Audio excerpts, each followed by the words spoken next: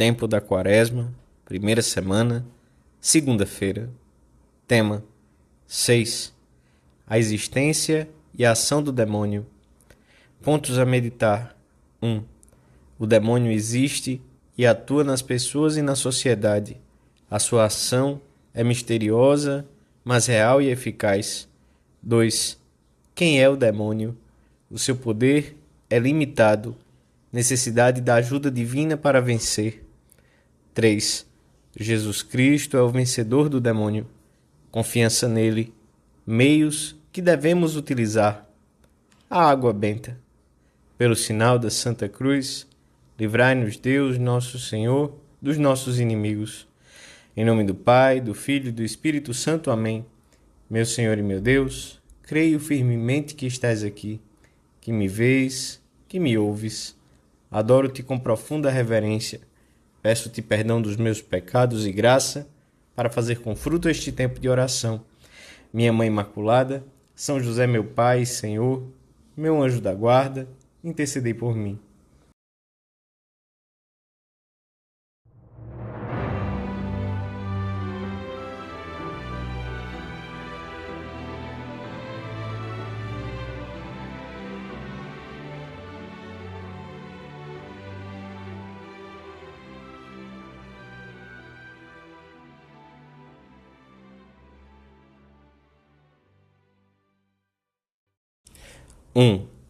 O demônio transportou-o de novo a um monte alto.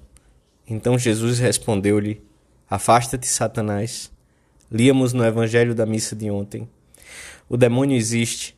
A Sagrada Escritura fala dele desde o primeiro até o último dos livros revelados, do Gênesis ao Apocalipse.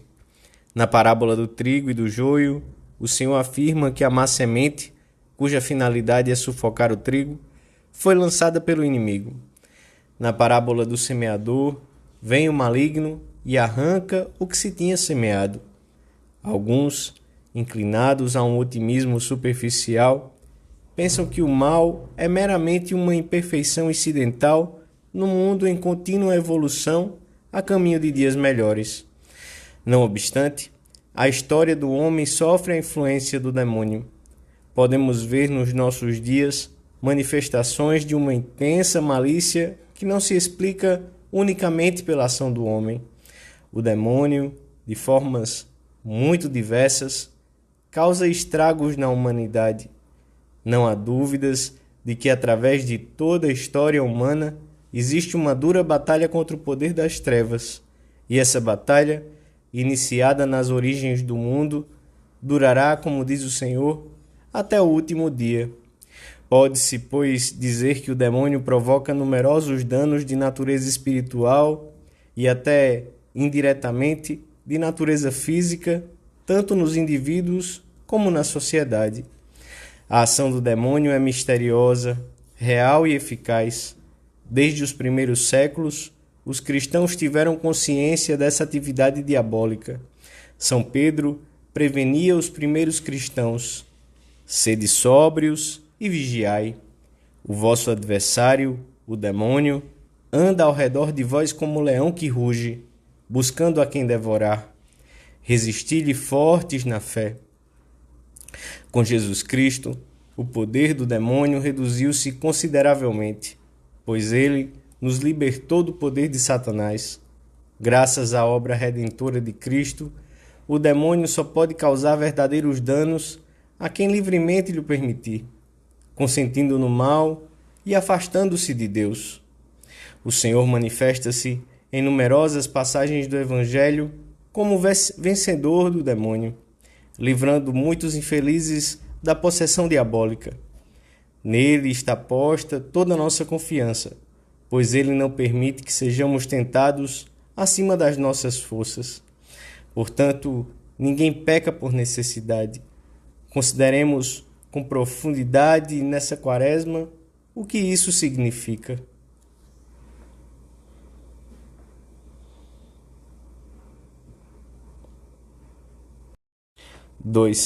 O demônio é um ser pessoal, real e concreto, de natureza espiritual e invisível, que pelo seu pecado se afastou de Deus para sempre, porque o diabo e outros demônios foram criados por Deus naturalmente bons, mas eles, por si mesmos, se tornaram maus.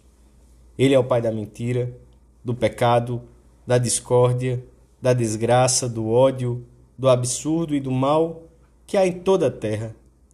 É a serpente astuta e invejosa que traz a morte ao mundo, que semeia o mal no coração do homem, o único inimigo que devemos temer se não estamos perto de Deus.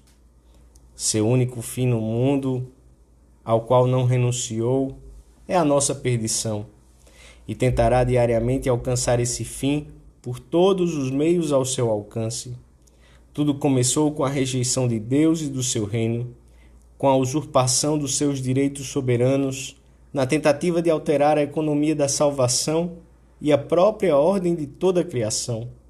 Encontramos um reflexo dessa atitude nas palavras do tentador aos nossos primeiros pais: sereis como deuses. Assim, o espírito maligno trata de transplantar para o homem a atitude de rivalidade, de insubordinação e de oposição a Deus, que se converteu no motivo de toda a sua existência. O demônio é o primeiro causador do mal e dos desconcertos e rupturas que se produzem nas famílias e na sociedade. Suponhamos, diz o cardeal Newman, que sobre as ruas de uma cidade populosa se abatia de repente uma total escuridão. Podem imaginar, sem que eu lhes descreva, o ruído e o clamor que se produziriam. Transeuntes, carruagens, carros, cavalos, todos mergulhariam no caos. Assim é o estado do mundo. O espírito maligno que atua sobre os filhos da incredulidade, o Deus deste mundo, como diz São Paulo, cegou os olhos dos que não creem, e eis que se veem forçados a brigar e a discutir, porque perderam o caminho, e disputam uns com os outros, uns dizendo isto, outros aquilo, porque não enxergam. Nas suas tentações, o demônio utiliza a fraude, já que só pode apresentar bens falsos e uma felicidade fictícia, que se converte sempre em solidão e amargura. Fora de Deus não existem, não podem existir, nem o bem, nem a felicidade verdadeira. Fora de Deus só existe escuridão, vazio e a maior das tristezas. Mas o poder do demônio é limitado. Também ele está sob o domínio e a soberania de Deus, que é o único Senhor do universo. O demônio, como também o anjo, não chega a penetrar na nossa intimidade, se não o queremos. Os espíritos imundos não podem conhecer a natureza dos nossos pensamentos. Só lhes é dado pressenti-los por indícios sensíveis, ou então examinando as nossas disposições, as nossas palavras ou as coisas para as quais percebem que nos inclinamos. É-lhes totalmente inacessível o que não exteriorizamos e permanece oculto nas nossas almas. Mesmo os pensamentos que eles próprios nos sugerem, a acolhida que lhes damos, a reação que provocam em nós, nada disso o conhecem pela própria essência da alma, mas quando muito, pelos movimentos e manifestações externas. O demônio não pode violentar a nossa liberdade a fim de incliná-la para o mal. É um fato certo que o demônio não pode seduzir ninguém, a não ser os que lhes prestam o consentimento da sua vontade. O santo cura das diz que o demônio é um grande cão acorrentado que arremete, que faz muito barulho, mas que só morde os que se aproximam dele em demasia. No entanto, nenhum poder humano pode ser comparado ao seu, e somente o poder divino o pode vencer, e somente a luz divina pode desmascarar as suas artimanhas. A alma que queira vencer a potência do demônio não poderá conseguir sem a oração, nem poderá entender os seus enganos sem mortificação e sem humildade.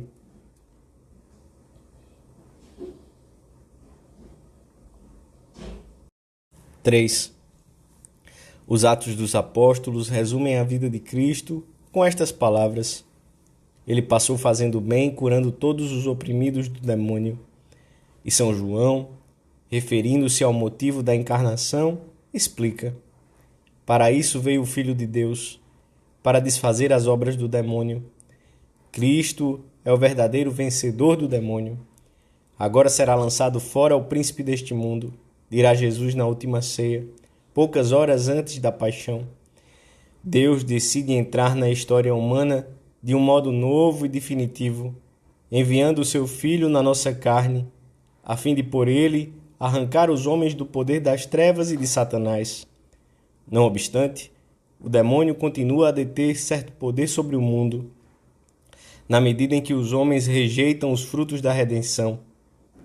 Exerce o seu domínio sobre aqueles que, de uma forma ou de outra, se entregam voluntariamente a ele, preferindo o reino das trevas ao reino da graça. Por isso, não nos devemos surpreender se tantas vezes vemos triunfar o mal e ser lesada a justiça.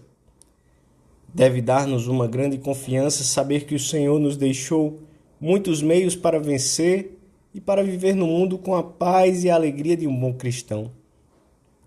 Entre esses meios, contam-se a oração, a mortificação, a frequente recepção da Sagrada Eucaristia e a confissão, bem como o amor à Virgem Maria. Com Nossa Senhora, caminhamos sempre seguros. O uso da água benta é também uma proteção eficaz contra a ação do demônio. Perguntas-me por que te recomendo sempre, com tanto empenho, o uso diário da água benta. Podia dar-te muitas razões. Bastará, com certeza, esta da Santa de Ávila. De nenhuma coisa fogem tanto os demônios, para não voltar, como da água benta. João Paulo II exorta-nos a rezar com plena consciência as palavras que dizemos no último pedido do Pai Nosso. Não nos deixeis cair em tentação, mas livrai-nos do mal, do maligno. Fazei, ó Senhor, que não cedamos ante a infidelidade a que nos induz aquele que foi infiel desde o começo. O nosso esforço por viver melhor nestes dias da Quaresma, a fidelidade, aquilo que sabemos que Deus nos pede é a melhor manifestação de que, ao non serviam, não servirei, do demônio, queremos opor o nosso serviam pessoal. Eu te servirei, Senhor. Dou-te graças, meu Deus, pelos bons propósitos, afetos e inspirações que me comunicaste nesta meditação. Peço-te ajuda para os pôr em prática. Minha Mãe Imaculada, São José, meu Pai, Senhor, meu anjo da guarda, intercedei por mim.